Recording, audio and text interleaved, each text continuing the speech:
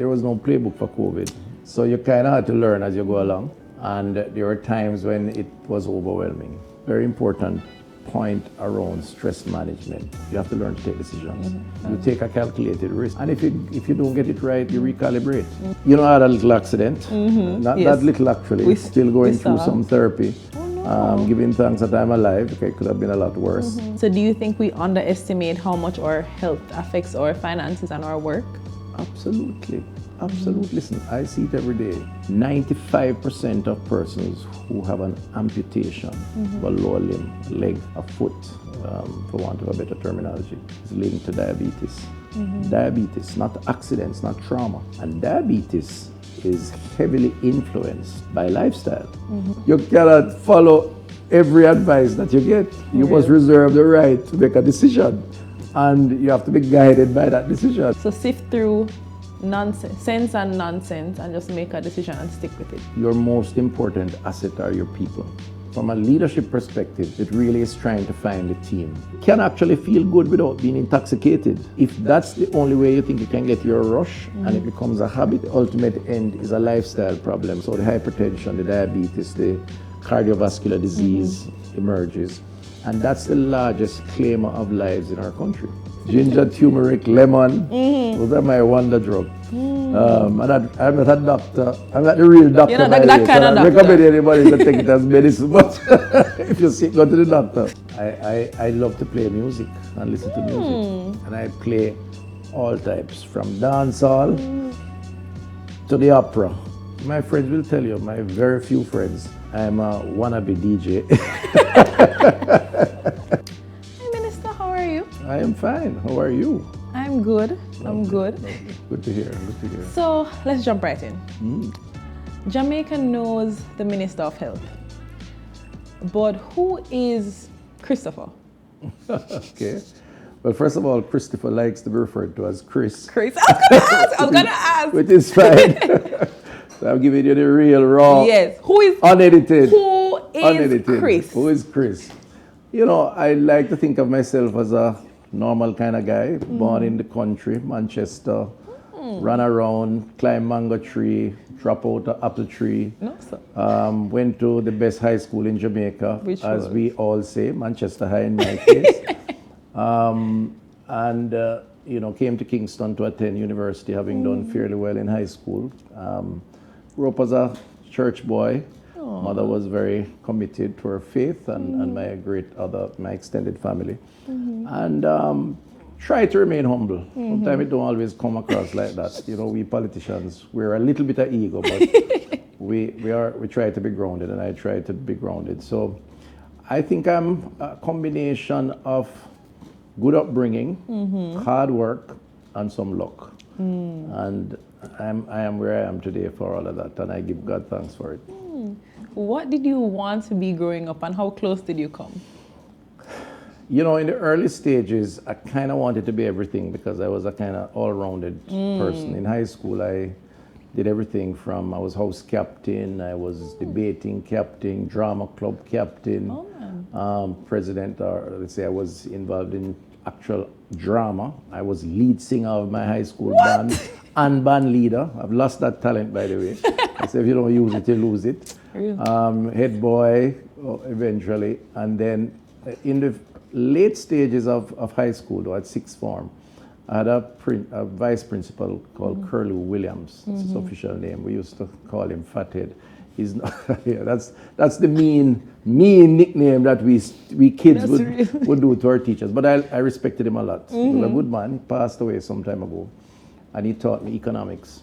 And we spent a lot of time arguing over politics during those years of the late 80s. And he took one side, I won't say which side. I took the other side, which I'm now a part of. And it really, you know, it almost forced me in a way, in a good way, to become more interested in political life and policy. And from that point, and I credit him actually with helping me to gain that level of knowledge based on the class and his discussions. And his discussions were better than what came out of the book. So he would give us notes, and then after that he would talk for half an hour about just current affairs. Anyway, long and short of it is that I left there and joined Young Jamaica, and the rest is history. There was a little colorful period there which diverted me a bit. I was a member of the NDM, National Democratic Movement, with Bruce Golding, returned with Bruce Golding. And again, the rest is history. I'm now where I am. Take a second to subscribe and share this episode with someone who's ready to level up. It helps more than you know and lets the algorithm know that these conversations matter to you. Next question I was about to ask you, what's one part of your journey that you don't think most people are aware of? But I think you might have just shared so. Yeah, well, there's a lot that have not been shared, but my life, for the most part, is kind of an open book because of the public persona that I have assumed and chosen to pursue. And in a sense, once you choose that path, you kind of expect to be out there on display. What I would say to your viewers and to and ask them to pass it on. Don't believe everything you read, and believe only 50% of what you hear. And that's the nature of life, especially in the world in your world, in the world of social media. Because everybody's an expert. That's that's very true. Everybody can be a journalist. So, I've heard things about myself that I wonder if they're talking about a different person. But again, it's part of the context that we exist in with the technology, and I've become accustomed to it. But I do try to keep some things private. I've tried hard to keep my very private life private. And I've been the victim of cyber, whatever you want to call it, with false accusations and so on. So I've gone through that, and I respect, or try to respect, the privacy of individuals, even though I'm a public person. So there is kind of a two-phased. What needs to be public, I don't have a problem with it. But after that, I like to withdraw. Okay. So going into your role as Minister of Health now, what do you think is one simple health tip? What do you think is one simple health habit that would change people's lives if they stuck to it? I think we have to have respect for our bodies, more respect for our bodies. I think we, as individuals, we tend to pursue a path, and it's societal pressure, where we think that we have to conform to certain norms, and some of it is aspirational. When Michael Jordan was the top guy, they said, like, Mike, I want to be like Mike. Yeah. We have had significant influence by the American lifestyle, based on all the parameters that you know about, and we tend to want to we pursue a sort of aspirational goal that requires us to not sleep when we're youthful, go right through the night from work to party. Hustle hard. The salts, the sugars and the fats, the tobacco, experimentation sometimes, the alcohol.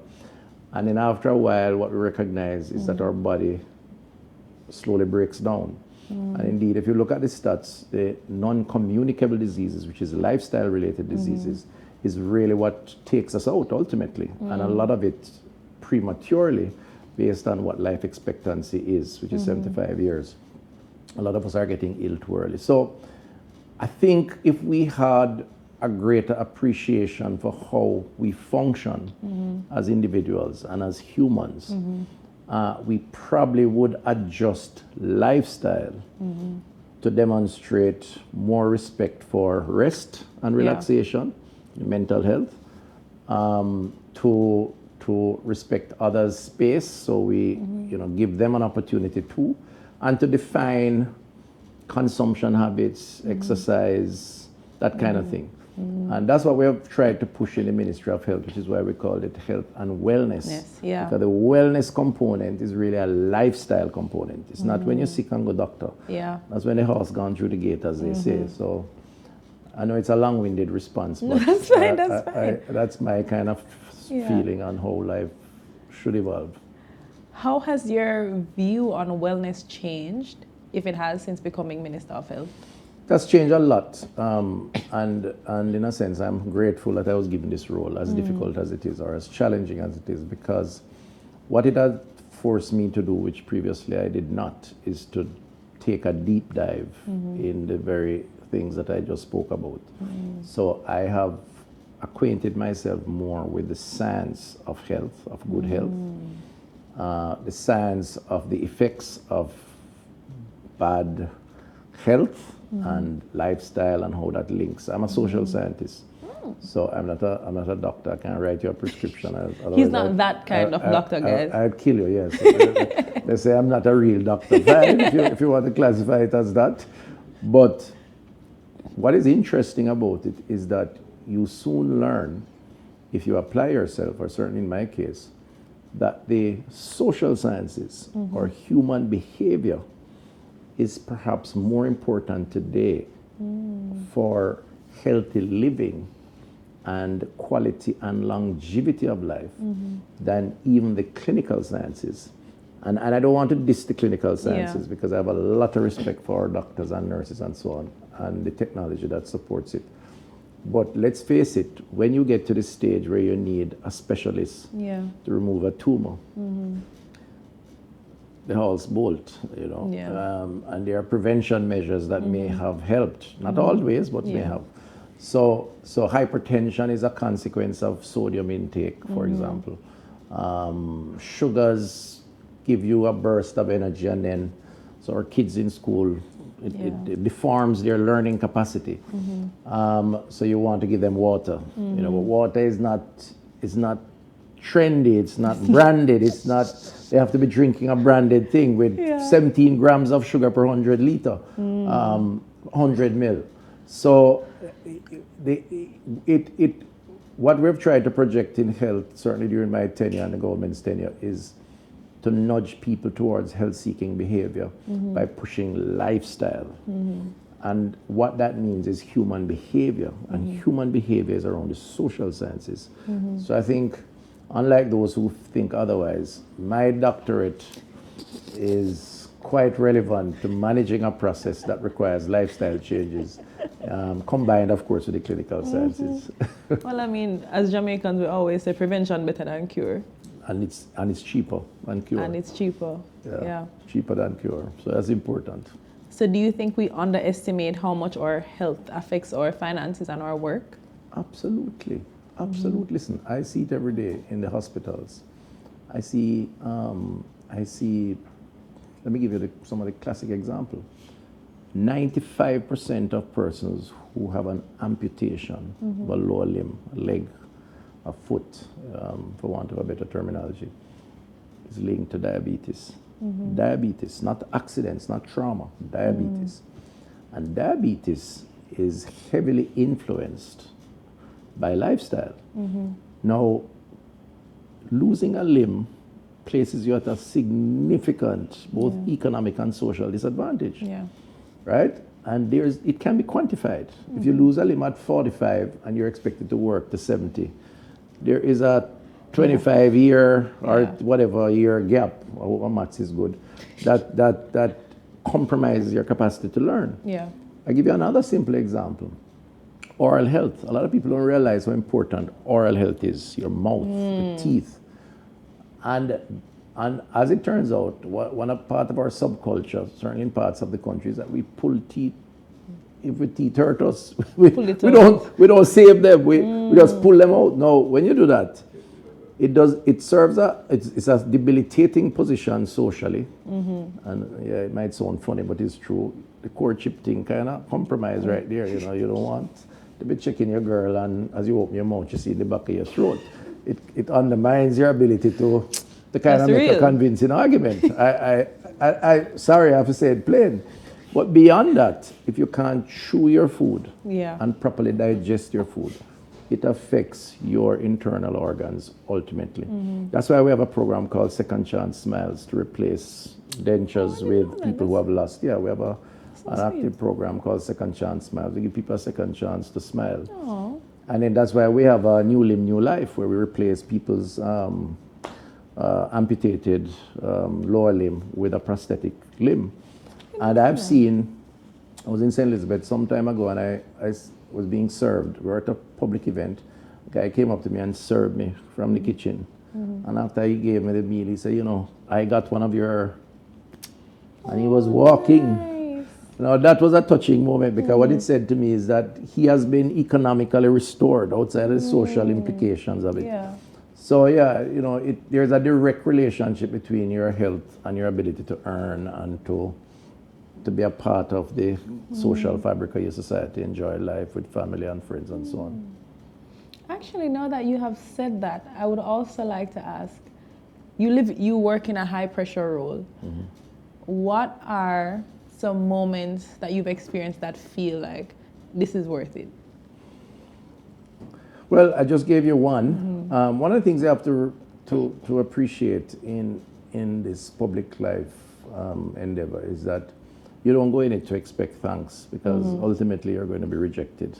It's either you're voluntarily rejected or involuntarily rejected. And if you depend on this for the only source of your happiness or adrenaline, Very true. you're going to end very unhappy. And I've seen it in one or two cases. So I'm not in public life just for the adrenaline rush or even for the thanks at all. But it is nice when a life is saved. I've been a minister in 3 portfolios: agriculture, industry, investment, commerce, and health. Health is the most challenging, but it can be the most rewarding because you do see lives being saved. I mean, you are upset when lives are lost, but there's a lot more positive than negative, put it that way. So it is encouraging. Not everybody comes back to say thanks. Very few do, actually. You hear more the complaints than you hear. For sure, naturally. But when you see also the system being built out and becoming more resilient, we're building a lot of hospitals now. Our Operation Refreshing Health Centers are seeing more people going into the health centers than ever before. The NHF is prescribing more drugs for people. Our Jamaica Moves program gets people moving, that kind of thing. Those things for me are good to see because I projectize my policy initiatives. They must have tangible impact. And if they don't, then it's just talk. And when I see them being implemented, it's a good feeling. That's good. So, again, you worked in one of the most high pressure roles in the country. Yeah. What's one mindset shift that has helped you manage the stress of all that?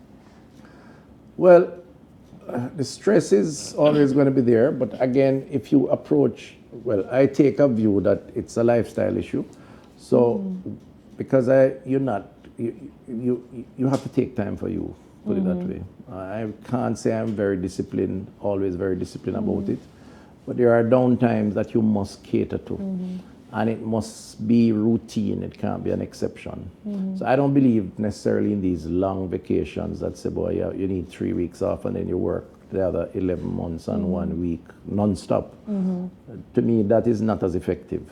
I believe in every day or so, you take some time. Now, I have a routine. I get up very early in the mornings, sometimes 4, sometimes 4:30.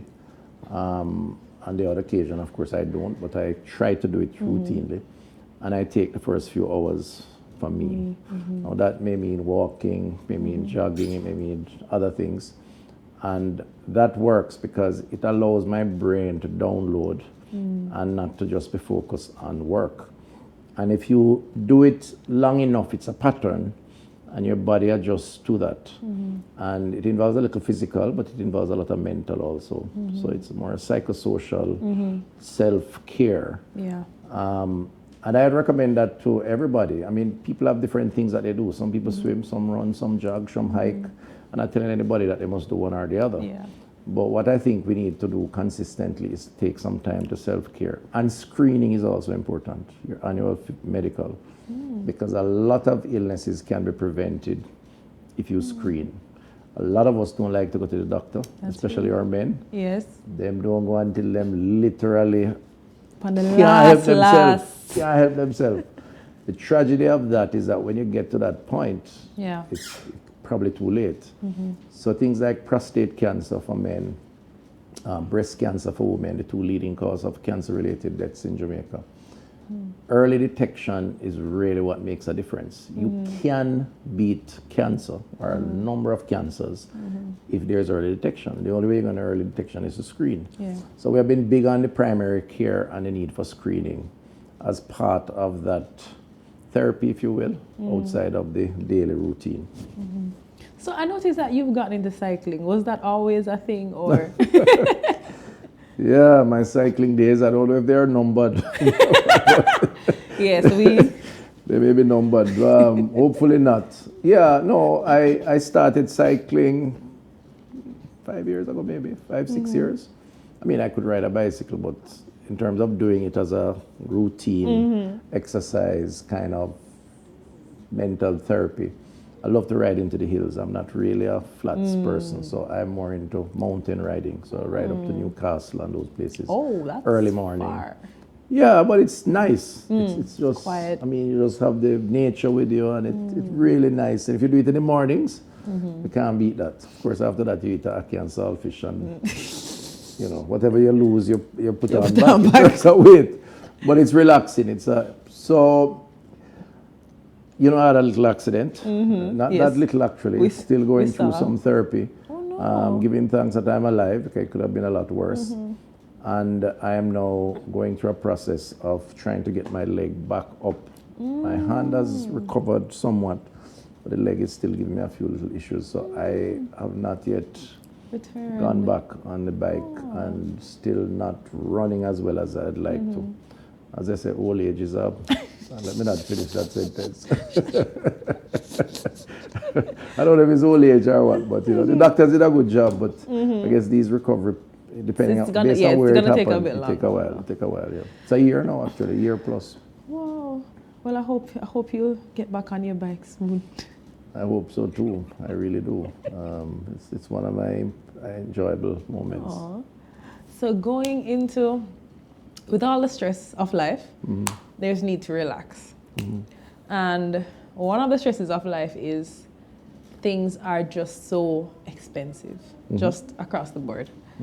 How do you think we can, especially as young people, navigate that or prepare ourselves for that? Well, I mean, it's a broad area when you say things are so expensive. All right. So if you place it in the context of young people Young people. and what young people desire for Yes. themselves, Yes. right? And young people is broad too. So let's say someone who just graduated from high school or just start university kind of thing. I have priorities, Yeah. and we all have our own priorities. That's very as true. a slightly older person, and I have young children who are of the age now in their 20s and early near 20s. I try to guide them as to what is important based on my own upbringing. So I think education is key, because I think that even if you inherit resources Yeah. from your family or some sort of, you know, whatever, if you don't have the capacity to preserve it and Yeah. to grow it, you Yeah. could lose it. It's like the parable in the Bible, right? And so you really need the discipline to understand. So for me, a young person leaving school, high school, even my constituency, when they come to me and say they want a job, I say, okay, what can you do? And sometimes they say, anything, boss. And I say, no, life don't make work like that. You can't do anything. You must be a carpenter, mason, electrician, lawyer, doctor, Indian, whatever. And then I steered them in a direction. Now, this government has done a lot in that regard. I mean, we have trained over 550,000 young people in Heart. We have had the job experience, the HOPE program, for example, that have taken young people who, some of them are unattached, they left the high school system. Yeah, they have 5 subjects, 6 subjects, but it really is preparation for them to be placed in another program to earn a skill. I would hope that that is the priority of our young people, and I would certainly, as a policymaker, encourage it as a constituent representative, and this government has done that. Now, when you move beyond that, the biggest demand tends to be a house and For a car, sure. mobility, and somewhere to course. live. Again, the government has done a lot by making special provisions, for example, within the National Housing Trust for first-time homeowners, you know, issues around interest-free loans, allocating a certain sum to a certain cohort, just as we did with the student loan, no interest, no guarantors. Those to me are hopefully positive incentives for young people to want to make those things a priority. And government policies aimed at nudging people in particular direction with the hope that they make better themselves and can integrate themselves into society. Now the truth is, you have other young people who just want to watch the latest clocks, go to the latest dance, drink the latest drink, and you know, I am not going to be the one, because I believe in freedom of choice and expression, to say you mustn't want the latest clocks or the latest watch. But the sustainability of that, if that is your absolute priority or your primary priority, is not good. So we try to nudge and encourage the making yourself marketable, for want of a better terminology. And that's where I think the government has offered a lot of opportunities for our young people, and perhaps more than any other. Actually, touch, just for our audience who's not clear, what exactly is the HOPE program? Okay, so it's a program that helps young people to be integrated into a range of possible job experiences. It's almost like a kind of training on the job type of... Oh, like an apprenticeship. Right. Oh, nice. So persons are placed within particular environment, and they get the necessary exposure, and they are given the opportunity to essentially acquire through learning and experience a particular skill. And there are many young people like those in the society who need that kind of experience. I agree. And it's done in a way that's not a cost to them. And that's a kind of simplified explanation of what it is. So if any of our viewers want to get into the HOPE program or to attend HEART, how would they go about that? The HEART Institute is located in different parts of the country, so it's just to depend on the parish you're in. But there are many other sources of information. There's an online source of information. There's the SDC, which is the another government agency that helps communities to organize and can provide information. There's your local member of parliament who can give you information. So it's all over. But in each parish there tends to be a representative, or certainly technology-wise you can go online and get that information. Nice. Okay. And there are a range of skills that you can train. In my constituency, St. Catherine West Central, we have offered several HEART training programs at the Statia Schooling High School, my only high school, in communities and community centers. And we have offered a range of things from early childhood education, web page design, construction, community health aids. So persons will train for a period up to, in some cases up to 7 months. They actually give them a stipend, and that stipend helps to sustain them, and they acquire skill in the process. So the government is doing a lot, and a lot of people have taken advantage of it. As I've said, over 500,000 or so, and more every day. And to me, it is a good thing now more than ever, because employment in the country is at an all-time high, unemployment an all-time low. There are many persons looking for people to work. In the construction sector, for example, carpenters, masons, electricians, you can't find them. And HEART offers those programs. So, I think it's an exciting time for young people. I think the opportunities are there. What we have to do is to steer them in the right direction to the extent that they need that kind of guidance and support. That's good. I asked because naturally when you think of HEART, you just kind of think of barbering, cosmetology, stuff like that. So it's much wider than that. Much wider than that. Much wider. Guys, please, we need more carpenters and plumbers, and we need those. I tell you, the world needs more. We do. And the same applies for healthcare workers. I mean, there's a general shortage of those skill sets, and you have the opportunity to take advantage of it. Take advantage of it. What's a personal principle that takes you through seasons of stress?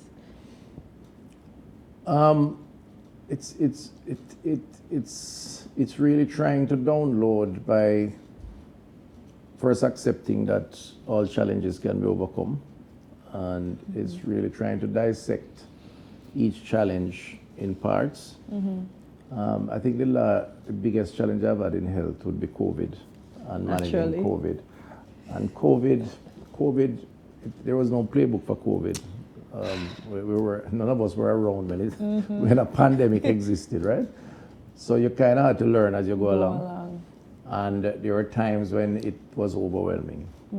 It was overwhelming. So I've learned to be very calm in times of crises, and people's perspective on a crisis differ.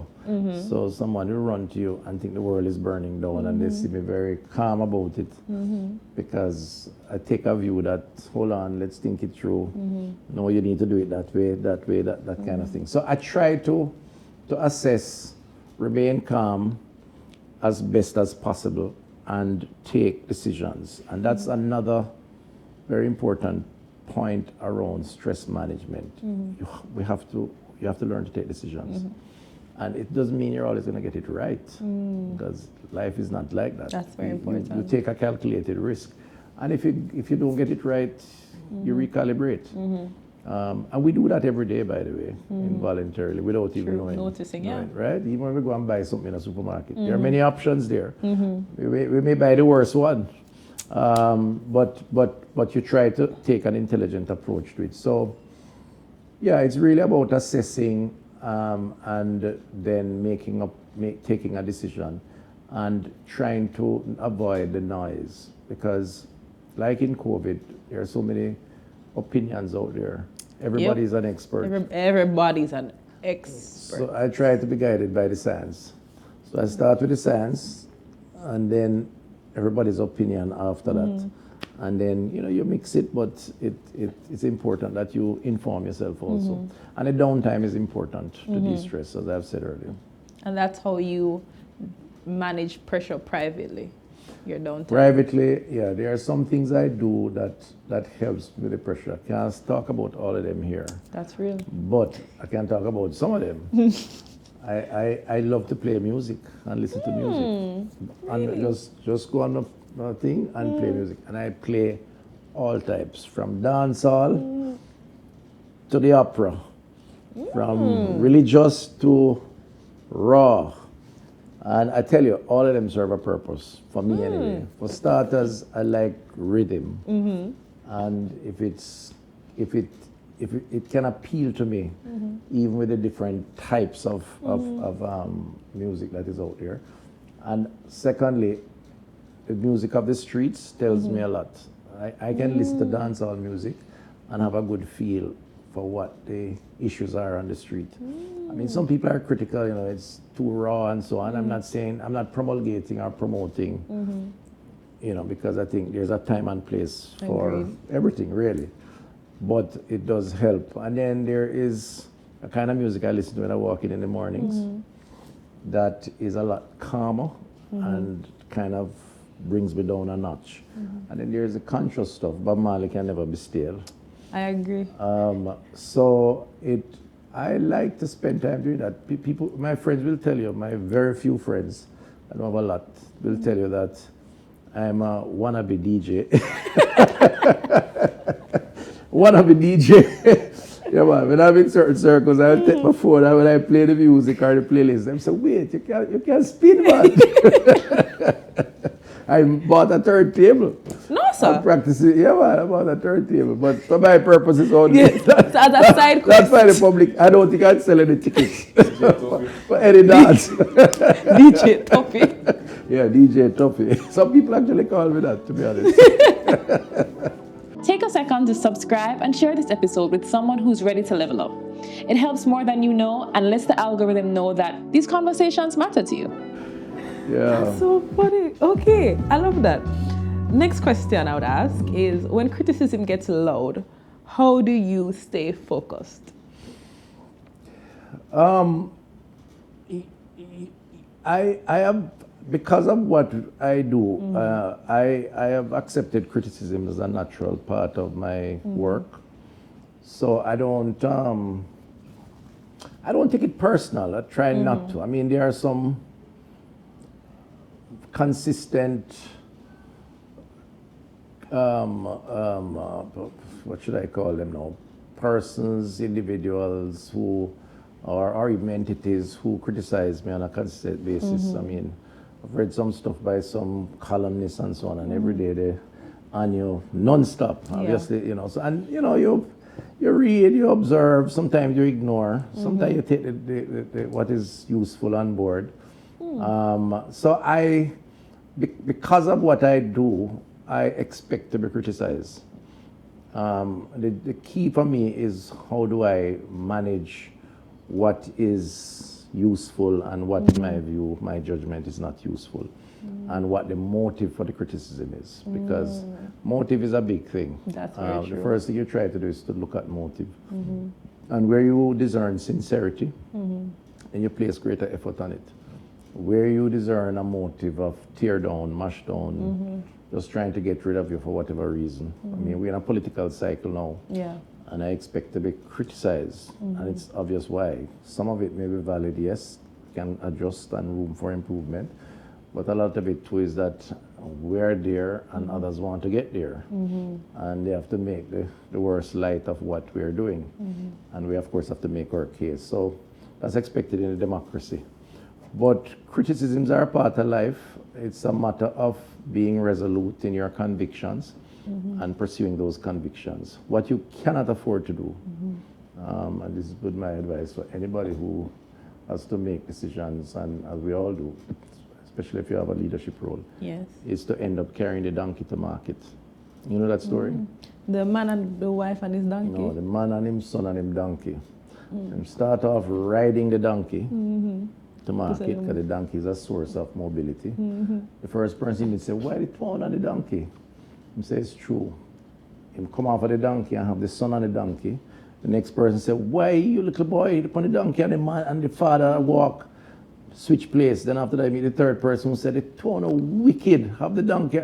Then come off, and then the fourth person said, I don't really have the donkey in the hot sun, I really should be carrying the donkey. And then try to lift up the donkey to carry the donkey to market. In other words, the long and short of the story is, you cannot follow every advice that you get. You must reserve the right to make a decision.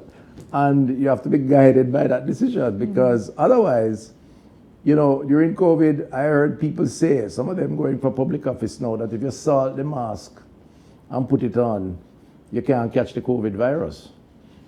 People had theory around bush tea and COVID. People had theory around ivermectin and certain other kinds of medication of that sort and COVID. People had a theory about the source of it, and it was a grand plot to kill off black people, and you know, and I can go on and on and on and on. No. You could write a book on it, and I did write a book on COVID. Shameless plug. But you just have to kind of take a decision at some point. Otherwise, you become kind of disabled. Put it that way. So sift through sense and nonsense, and just make a decision and stick with it. Yeah, that's the point. And I have never accused anybody of, well, maybe one or two, of talking nonsense, because I've tried to respect everybody's views. That's so sweet of you. Because I think it's important that everyone be heard, again, in a democracy where there is freedom of choice and expression. But I reserve the right not to agree with you. And That's don't very want anybody fair. to poke anything down the throat. So I will say no, and I'm not doing it that way. And that's I survive that way, I think. What's one leadership principle that you think applies whether you are leading a small business or a country? I think we have to recognize in the context of an organization, whether country level or institution, that your most important asset are your people. There are many good ideas that have failed. Yeah. And when people come to me with a good idea, the first thing I tend to ask them is, who are the people to manage it or to run it? Because if I don't have the people, I'm not doing it. Because that's your resource. In fact, the two most important resources are your internal stakeholders, which are your workers, your team, and your external stakeholders, which are the one that you are serving, providing a service for, a good or a service. If you satisfy those, then you do well. So from a leadership perspective, it really is trying to find a team that will help you to drive. In our case as government, I think the Prime Minister, Dr. Holness, has been able to put together a cabinet that has done well. It's not without challenges. I mean, we have had many challenges, we have had changes, but so it's not a constant. It's a dynamic process, and you have to assess as you go along depending on what the challenges are. But people need to buy into the vision as to what you're trying to do. And if you buy into that vision, that's half the battle, because it means you will think a particular way, and even where there's disagreement, you'll hammer it on around that particular vision. But ultimately, you have to have the right people, and they have to believe in the team effort. I don't believe in the one-man type of approach, because I don't think any of us have authority and knowledge, no matter how learned we think we are. And sometimes we make that mistake. You know, it's interesting that a doctorate, whether the real doctor or otherwise, have a perception sometimes that they have a knowledge and everything, but to acquire that level of certification, you have to narrow the focus into a very narrow area. So not every doctor, and I mean PhD, not just clinical, know what a typical family of 5 will eat and can go to the supermarket and make that kind of decision. But they are very learned. So if you take them outside of that box, then it becomes a challenge. So I respect the supermarket man who can give me advice on which is the best meat, which is the best fruit, or otherwise. And that's the kind of teamwork that I think is required, not just in organization, but in life. If someone wants to lead well, what's a good place to start? Accept your own vulnerabilities and where you are not as strong in the context of what you're trying to provide leadership for or to what end, and where you are strong, and build out the complementary structure and individuals to support it. I think that's where That's I'll a good start. place to start. Yeah. Okay, so looking back, what advice would you give to your 25-year-old self? My 25-year-old self, I would probably try to. I would probably try to have started the kind of lifestyle changes that I probably started 15 years after that, which I'm not perfect, but I think I've adjusted a lot.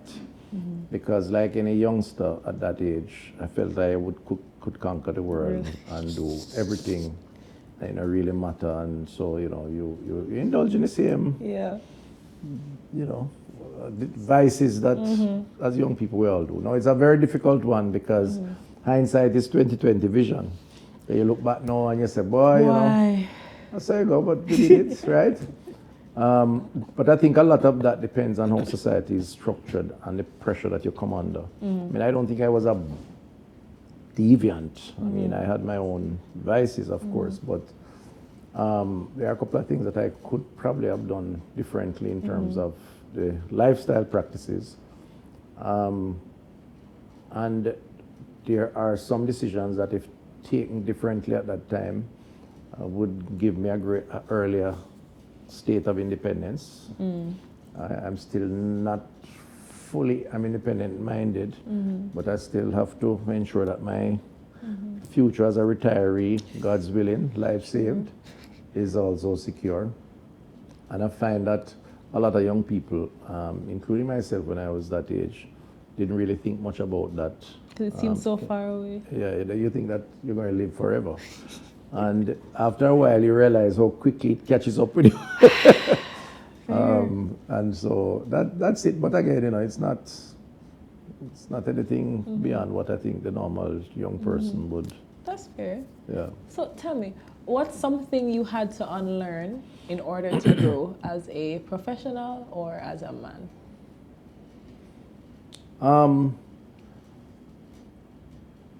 Yeah, well, there are, again, I have to come back to lifestyle, and I think this is what health has done for me, the portfolio over the last 9+ years.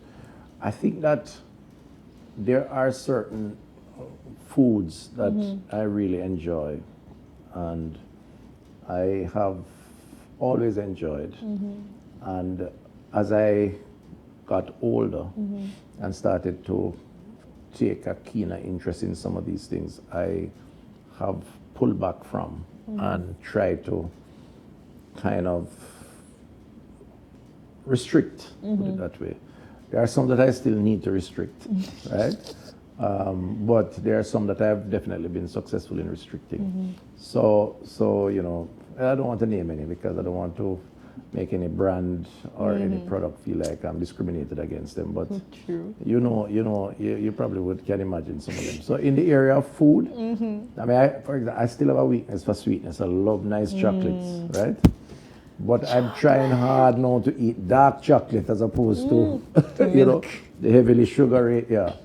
You know, I love, well, let me not call any of the other stuff, but there are some things I used to enjoy that I've avoided or have it sparingly. So that's one thing. My professional life, I don't know if it's unlearning as it is trying to be more disciplined in my approach to decision making and to kind of accommodating alternative views. I think that's important. You learn as you age, and I guess it comes with experience, that again, everybody needs to be heard, but at some point a decision has to be taken. So you kind of lead with levels of compassion, put it that way, because everybody has an opinion, and that opinion may not to you on the face of it make sense or is the right thing, but you still have to listen and give people an opportunity to express themselves. I think that's a good way to lead. It is. Because people get more engaged when they are heard. Very true. Then you reason to see if you can get them to see things the way you want, or even adjust what you have said or trying to do. So our audience is mainly around the ages of 25 to around 44. But we're going to talk to the 25 to 30 gap right now. Right. What's an opportunity that you think young Jamaicans should be paying more attention to right now? Well, I think there are so many, but for starters, I would definitely say to them that you have to be good at something. I have an uncle who used to tell me, he was a plumber, right? He passed about 5 years ago, at nearly 90 little. Oh, wow. And he used to tell me, when I used to do holiday work with him, he said, listen, young man, make sure whatever you do in life, you're in the top 10 best. No, his thing was 10. He said the country, right? If you're a plumber, make sure you're in the top 10 best plumbers. But you can't be anything. You have to be something, right? So my advice to people young persons at 25, it should have started before 25, but 25 is not too late. It's not. Is that you must develop a skill set that allows you to be good at something and a discipline to apply yourself.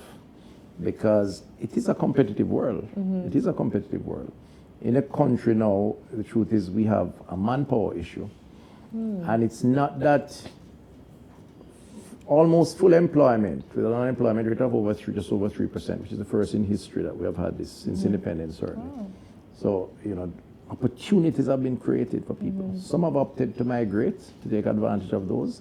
Some who stay, but there's still a unemployable, almost untrainable segment of the population where, or you know, some of our young people, you know, them under the mango tree, you know, they go in the middle type of thing, and it is unfortunate to a large extent because if they had a skill, they could go down middle if they want and do something at the same time and gainfully earn.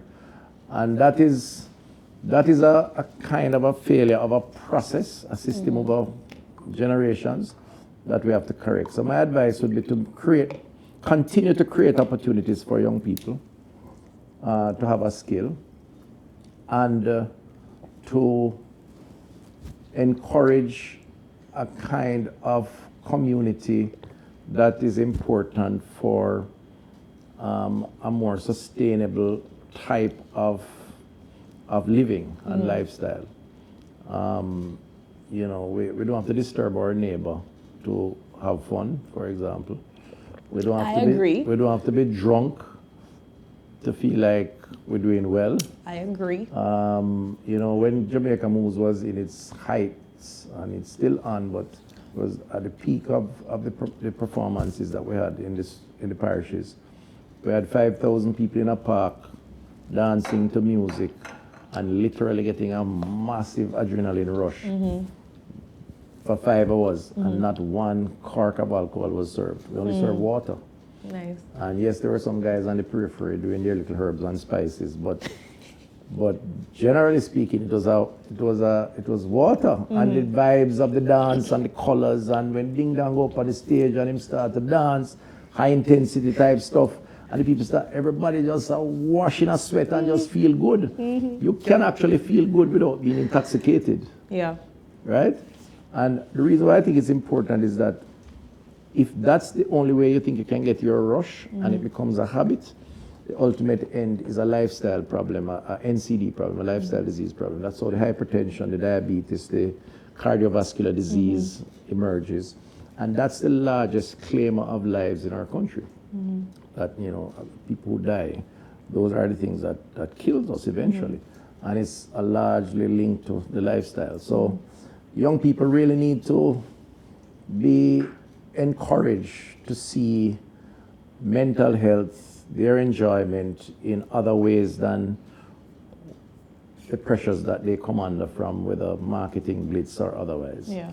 And that's something that as leaders I think we have to encourage. We have to encourage more competitions, sports activations, more parks and communities where people can go walk and come together, more community-based organizations. There are the faith-based groups that I think may also need to adjust to attract young people to be a part of all of their plans and activities and so on.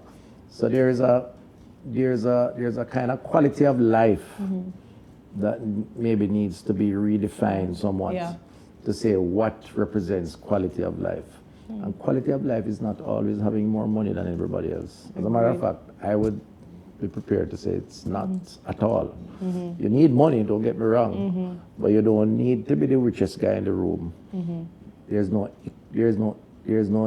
direct link between that and being the happiest guy in the room. Yeah. As a matter of fact, the opposite may be the true.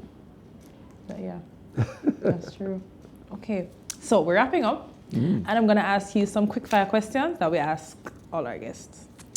So, what is the best investment that you've made? And it doesn't have to be financial. I think education. Choosing to pursue education was a very big investment. My family, I love my children. They are amazing, and I give God thanks they have done well. And that's a very positive thing for me. I've seen other cases that are heartbreaking, so that gives me a lot of satisfaction. And I think public service too has been a calling, and it has its ups and downs. But I think it's the ultimate service that you give when you are accounting for population that requires guidance. I mean, clearly there's a democracy that puts you there, but you have volunteered. Yeah. And once you get into it and you serve and you see some results, then it's a good thing, good feeling. Okay. What's a belief you had 5 years ago that you no longer hold on to?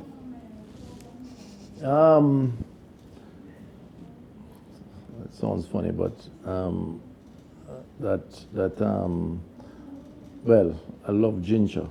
Okay. Right, but there's a theory now that if you boil it too long, it loses its potency. So I've tried now to adjust to not, let's put it in warm water, blend it and put it in warm water and strain it. I know that's unusual, David, to say, but Yeah, I was about to say that's an unusual answer, but that's also, I'll probably try it. ginger, turmeric, lemon, those are my wonder drug. I'm not a doctor. I'm not the real doctor. You're not by the that way, kind so of I doctor. recommend anybody to take it as medicine, but if you're sick, go to the doctor. But I love drinking those, you know, you mix it up. But Bleno. Yeah, Okay. yeah. Beach or mountains? Both. I'm sorry to say. I like the mountains because it's very calm, and I do hikes, right? So I love going into the hills. The beach is potentially a bit more hostile, depending on the day, Yeah. and the sun, and the The wind. sand and the wind, man. And so you kind of have to clean up after you finish more than if you are in the mountains. So the mountains offers for me perhaps more mental de-stressing Okay. because it's very calm, very, very calm. And just looking And at the you mountainside. know, So I find love that. sand in random places. Yeah, exactly, right. Exactly, that too. So, but the beach is also good. So I guess I probably would have to favor the mountains. Yeah, Okay. yeah, having Soup said or that. porridge? Soup or porridge? Yes. Depends on the soup and it depends on the porridge. My oats, love my oats porridge and hominy corn. I was about to say hominy. Yeah, those are good. And porridge, red peas. Red or peas gungo, porridge? gungo peas. Oh, soup. Soup, Oh. soup. Gungo peas, red peas. I'll have that any day. Okay. Don't put any pork in it though. Okay. Preferably meatless, but you know, sometimes I don't mind a little if you want to touch it up, but not with pork. Okay. I'm not kicking out the pork people, you know, that's your choice. Right? More for us. Yeah. If Pork you eaters, even the dread them, you know, trouble with them, like the pork is fine. if you weren't in public life, what do you think you would have been doing?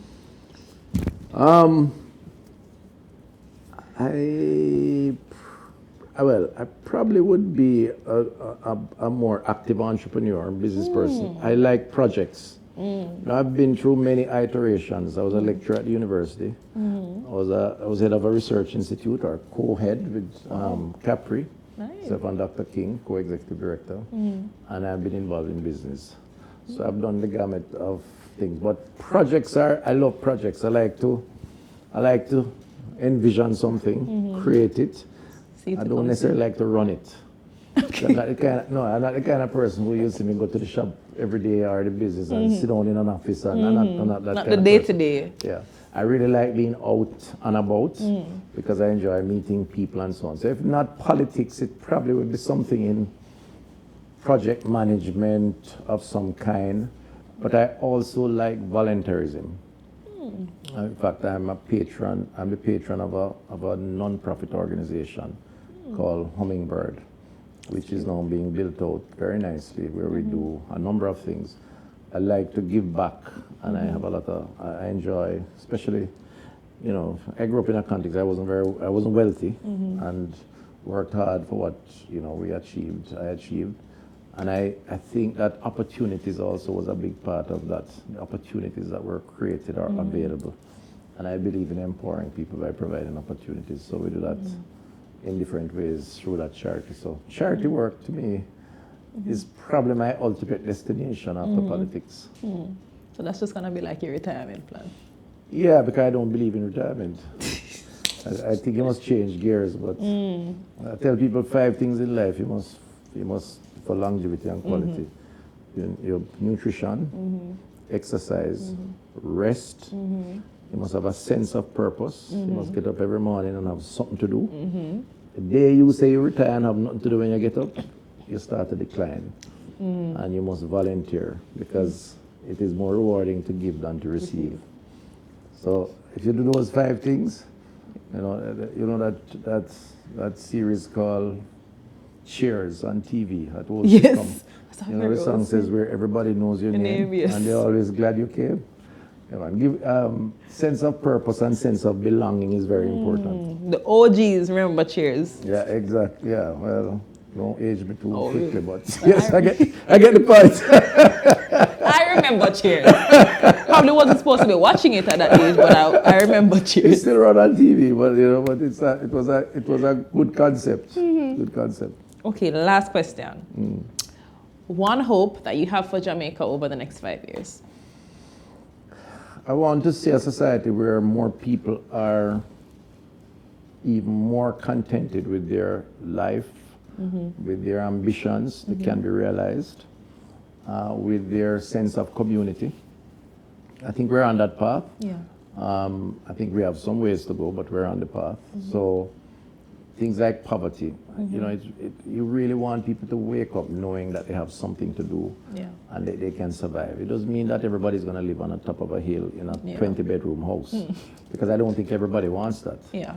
But they must be on the street and they must have something gainful to do, where people are secure, because I think that's important. And we've been doing a lot there. Crime is down, murders are down 40% over the year, the largest drop. And I think we have to continue on that path, because when people feel safe, they are empowered to do things that they want to do.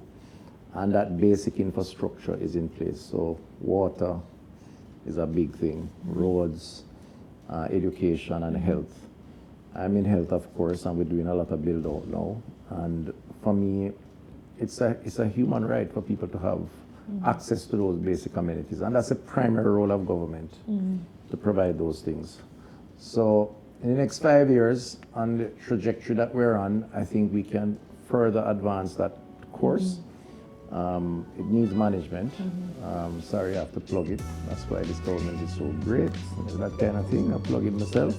But Shameless plug. but the truth is that it's a continuum, it's a relay. Yeah.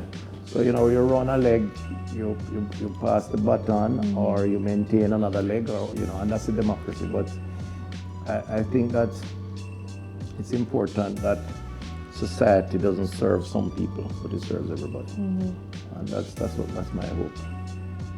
Okay, wow. Thank you, Dr. Tufton. You are more than for speaking welcome. with us today. And good talking to you. Good talking with you. And all the best to you and your viewers. Thank you. All right? Good. Good. Good.